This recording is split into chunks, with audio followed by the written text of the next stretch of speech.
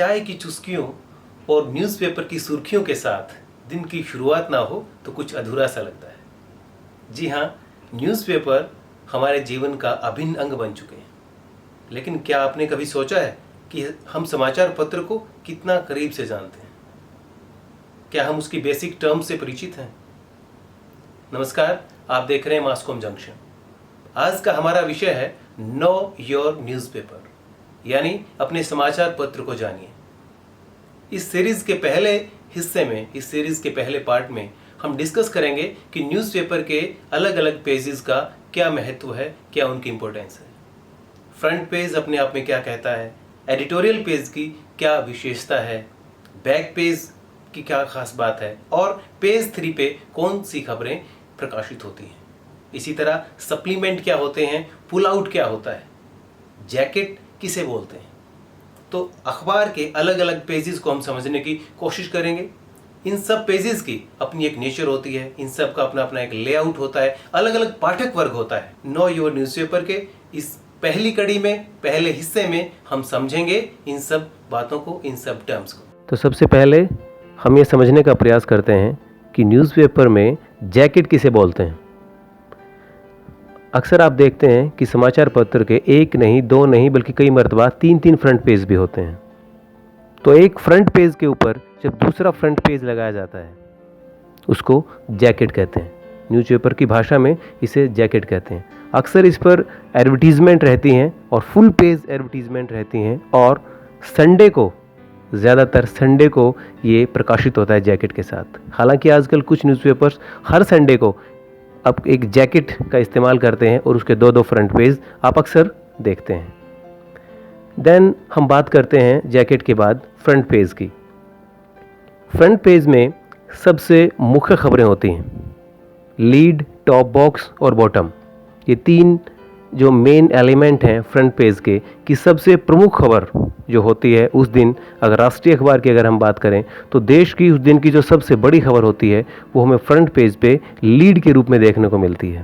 अगर उसी दिन दुनिया में कोई ऐसी बहुत बड़ी घटना हुई हो जिसका पूरे विश्व पे एक प्रभाव हो तो वो लीड खबर के रूप में हमें पढ़ने को मिलती है। ठीक इसी तरह टॉप बॉक्स में उस खबर को प्रकाशित किया जाता है जो लीड के बाद अच्छे महत्व की खबर होती है, उसको बॉक्स में प्रकाशित किया जाता है।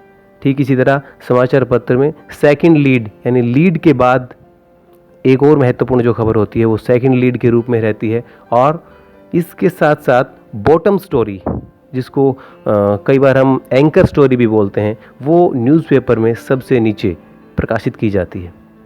बॉटम की खास बात यह है कि इसमें ज़्यादातर सॉफ्ट स्टोरी, चाहे वो ह्यूमन इंटरेस्ट स्टोरी है, चाहे वो इंटरव्यू है, वो खबरें प्रकाशित की जाती हैं। और फ्रंट पेज पे सभी अखबारों का सबसे ज़्यादा फोकस होता है। क्यों? हम अखबार को देखते हैं, फ्रंट पेज से देखते हैं और उसको वो हमें अट्रैक्ट करता है। वो जितना अच्छा होगा, उस पर खबरें जितनी अच्छी होंगी, उनका लेआउट उतना अच्छा होगा, उतना ही ज़्यादा उस समाचार पत्र को पढ़ा जाएगा, लोग पसंद करेंगे। फ्रंट पेज के बाद हम बात करते हैं पेज 3 की, कि पेज 3 क्या होता है। जी हाँ, पेज 3 टैब्लॉइड जर्नलिज्म से जुड़ी हुई एक टर्म है।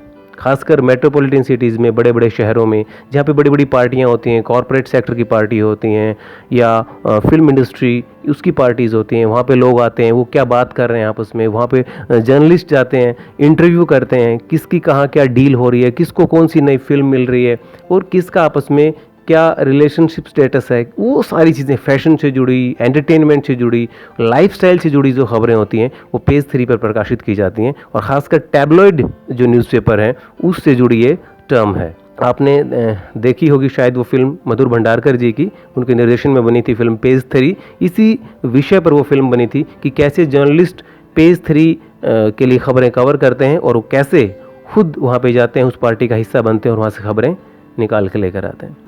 देन हम बात करते हैं एक बहुत ही महत्वपूर्ण और मैं कहूँगा कि न्यूज़पेपर का जो दिल होता है, हार्ट होता है, एडिटोरियल पेज की, यानी संपादकीय पेज। संपादकीय पेज बहुत ही अहम होता है समाचार पत्र में। इसमें एडिटोरियल रहता है, आर्टिकल रहते हैं और रेगुलर कॉलम्स, हर अखबार के अपने कुछ रेगुलर कॉलम्स होते हैं। वहाँ पे कुछ स्तंभकार होते हैं जो लगातार उस कॉलम के लिए लिखते हैं। साथ ही पब्लिक का जो फीडबैक है समाचार पत्र के बारे में या उनकी राय है देश की किसी पॉलिसी के बारे में या किसी डिसीजन के बारे में गवर्नमेंट की, यानी जो एक जनता के लिए या रीडर के लिए, पब्लिक के लिए कि वो अपना फीडबैक दे, इसके लिए लेटर टू एडिटर कॉलम भी एडिटोरियल पेज पर होता है। जहाँ तक एडिटोरियल पेज की बात है तो संपादक इसे लिखते हैं या उसके टीम के किसी सदस्य द्वारा इसे लिखा जाता है। अगर हम कहें कि व्यूज़ सेक्शन जो डेस्क पे होता है समाचार पत्र में, उसके द्वारा संपादकीय लिखा जाता है और एक संपादकीय के माध्यम से हम उस अखबार की संपादकीय नीति को समझ सकते हैं। हालांकि खबरें हैं, उन खबरों में भी एक झलक संपादकीय नीति की होती है। अखबार की हर चीज़ में उसकी संपादकीय नीति की झलक होती है, लेकिन संपादकीय के माध्यम से हम किसी विषय विशेष पर एक अखबार की राय, उसका मत जान सकते हैं। आर्टिकल्स में हम विषय विशेषज्ञों की राय, उनकी टिप्पणियाँ और आर्टिकल हम पढ़ते हैं। देन हम बात करते हैं op ed page, opposite to editorial. Op ed means opposite to editorial, यानी संपादकीय पेज के सामने वाला जो पृष्ठ होता है उसको ऑपेड पेज बोलते हैं। इस पेज पर भी जो कमेंट्री होती हैं, आर्टिकल्स होते हैं या ओपिनियन के लिए रहता है कि राइटर्स जो हैं अलग अलग, इंटेलेक्चुअल जो हैं अलग अलग फील्ड के, वो अपनी ओपिनियन यहाँ रखते हैं, राय रखते हैं यहाँ पे अलग अलग विषयों पे और अपने आर्टिकल्स लिखते हैं। देन हम बात करते हैं कि पुल आउट, कि पुल आउट क्या होते हैं।